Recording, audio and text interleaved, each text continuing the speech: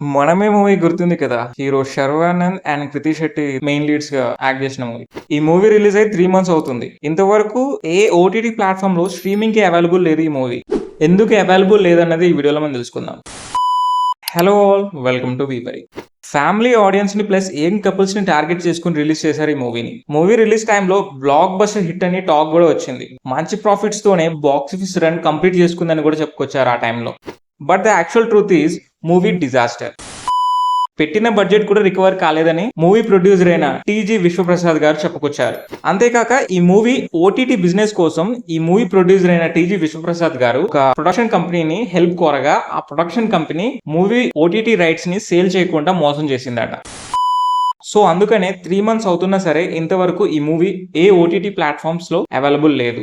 నిజానికి movie OTT rights movie release కి ముందే సేల్ చేసేయాలి. ఎందుకంటే ఒకవేళ మూవీ రిలీజ్ అయినాక మూవీ రిజల్ట్స్ బాగలేకపోతే ఓటీటీ ప్లాట్ఫామ్స్ వాళ్ళు మూవీకి అంత అమౌంట్ ని ఆఫర్ చేయరు. సో అందుకని మూవీ రిలీజ్ కి ముందే ఓటీటీ బిజినెస్ జరిగిపోవాలి. బట్ ఇక్కడ చూస్తే మూవీ రిలీజ్ అయింది, డిజాస్టర్ టాక్ ని కూడా సొంతం చేసుకుంది కాబట్టి మూవీని ఇప్పుడు సేల్ చేసినా సరే తక్కువ రేటుకే బిడ్ చేస్తారు.